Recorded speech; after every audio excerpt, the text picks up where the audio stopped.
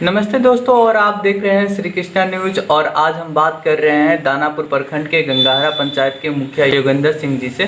Sir, आप दियर का ये पंचायत है, लगातार कभी बाढ़ से कभी सुखाड़ से ग्रसित हो जाता है, तो आप लोग किन किन समस्याओं से जूझना पड़ता है? हम लोग का पंचायत जो दियारा में पड़ता है वो हर एक साल बाढ़ से तो कभी सुखाड़ से पीड़ित पंचायत है। इसमें अभी तो लॉकडाउन के चलते हमारे यहाँ लोग वहाँ के रहने वाले का जीविकोपार्जन मात्र खेती है, जो सब्जी का खेती करता है, पशुपालन करता है, जिसका सही उसका दाम सब्जी का नहीं मिल पाता है, न उसका जो पशु के द्वारा जो दूध उत्पादन होता है दूध का दाम सही नहीं मिल पाता है। अब और जो भी सुखाड़ से कभी सुखाड़ से मेरा पंचायत परेशान रहता है, तो कभी बाढ़ से परेशान रहता है। बाढ़ आता है तो कितने बार लोग हर एक साल 2 को 4 को हमेशा लोग नाव के यात्रा करने के कारण कभी डूबता है। न यहाँ कभी लंच का कोई व्यवस्था सरकार के द्वारा रहता नहीं है जिससे लोगों को सुविधा हो।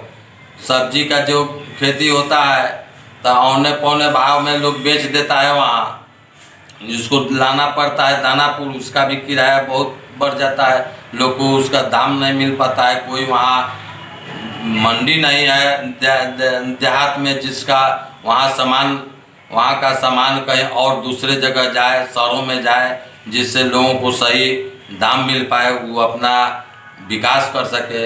नहीं अच्छे तरह का कोई विद्यालय का ऐसा व्यवस्था है जहाँ से लोग को बच्चा अच्छा निकले। सर, जब बाढ़ आता होगा तो वहाँ की काफ़ी समस्याएं बढ़ जाती होगी। हर साल कहीं ना कहीं मतलब आपकी पंचायत डूबने की आशंका रहती है। इसको अभी आने वाले दिन में बारिश का सीज़न लगभग स्टार्ट हो चुका है, तो क्या क्या व्यवस्था सरकार के द्वारा आपकी पंचायत में की जा रही है? सरकार के द्वारा कोई व्यवस्था नहीं की जाती है। हमारा आधा पंचायत ढह के गांव के लिए शहर में चलाया। अब बालू बोरिया में भर के लोग कटाव को रोक रहा है, उससे कटाव रुकता है। सरकार उसी में पैसा इन्वेस्ट करती है, लेकिन उससे कोई बेनिफिट हम लोग को नहीं मिल पाता है। सर, कोरोना महामारी पिछले दिनों लॉकडाउन में चली थी। फर्स्ट फेज से लगभग 60 दिनों से ज़्यादा यातायात साधन बंद थे, और ना ही मतलब दियर में मुख्यतः सब्जी और दूध की आपने जैसा कि बताया, उसको किस प्रकार से लोगों ने अपने दूध और सब्जी को किस प्रकार से क्या रेट मिले और क्या उनकी समस्याएं थी? कोरोना काल में हमारे यहाँ का कोई सब्जी का पूछ नहीं था। लोग उसको औने पौने भाग में बिक कर चल जाते थे। लोग उसको न गाड़ी मिलती थी। एक ही 6-7 पंचायत जो हमारा दियारा में है उसका एक ही साधन है, पीपा पुल, जो जिससे वो दानापुर शहर में या पटना कहीं भी जा सकता है। वो भी हमेशा वहाँ पुलिस का पहरा रहता था, किसी को आने जाने से लॉकडाउन के चलते रुका जाता था। लोग सब्जियों को बाजार में नहीं पहुंचाकर गांव में बिक देते थे। दूध को तो लोग कोई सुधा का एक आध 2 गाड़ी गया, सब लोग तो सुधा को दूध देता नहीं है। लोग गांव से लेकर होटल में पटना तक लेकर लोग पहुंचाता था। सब होटल बंद था, लोगों ने सब दूध को ऐसे ही लोग बिक देता था। गंगा जी में बिक दीजिए, उसको समझ लीजिए कोई रेट नहीं है, कोई दाम नहीं है, उसका लोग क्या करे। परेशानी तो होता है गांव में हम लोग को, लेकिन उसका कोई उपाय कहाँ था कि लोग उसका। आप सरकार से क्या मांग करते हैं दियारा पंचायतों के लिए? सरकार से तो हम लोग मांग हमेशा करते हैं। अगर गर्मी के दिन रहता है तो घर जल जाता है, तब तक ले अग्निशामक पहुँचता है। घर जाना उस मांगते मांगते तो हम लोग 10 साल हो गया कि एक वहाँ सेंटर रखा जाए हमारा पतलापुर बाजार पर, जहाँ अग्निशामक रहे, खबर हो किसी पंचायत को आग से बचा दीजिए। तो कहाँ आज तक ले मिला हम लोग तो मांगते हैं, मिलता कहाँ है। स्वास्थ्य सेवाओं को लेकर क्या दियर में व्यवस्था की गई है सर?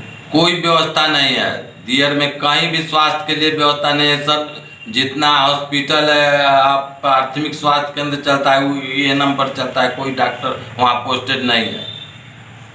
एएनएम पर चलता है, वहाँ सब स्वास्थ्य केंद्र चलता है। एएनएम और आशा पर चलता है स्वास्थ्य केंद्र। सर बाढ़ के समय सर काफ़ी समस्याएं होती होगी स्वास्थ्य को लेकर, क्या उस समय भी अस्थायी डॉक्टर और अस्पताल की व्यवस्था नहीं होती है कैसे? कोई डॉक्टर अस्थाई नहीं रह पाता है देहात में। पंचायत में तो एक बार मैं बार बार कह रहा हूँ कि वहाँ एनम पर हॉस्पिटल चलता है। अभी हम लोग को अगर कोई रात्रि में किसी को परसों का हो गया बरसात में और मौका लग गया तो वो चाहे नाव से उसका जान जाएगा, वो हॉस्पिटल जाते जाते वो चाहे प्राण छोड़ देगी या आप लोग कभी इसको गाँव में लेकर आंदोलन या मांग नहीं किए सर सरकार से कि हमें भी मतलब दियारा क्षेत्रों में एक बड़े लेवल पर अस्पताल चाहिए? 7 पंचायतें आते हैं दियारा क्षेत्र में सर।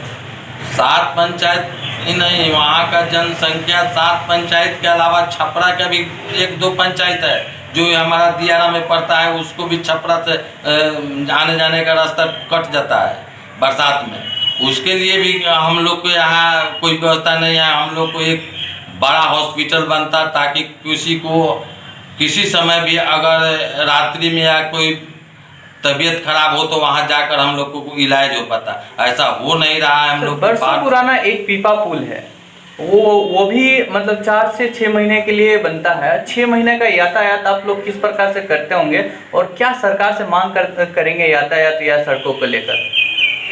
6 महीना तो हम लोग पीपा पुल से चल जाते हैं। 6 महीना हम लोग को नाव से जाना पड़ता है।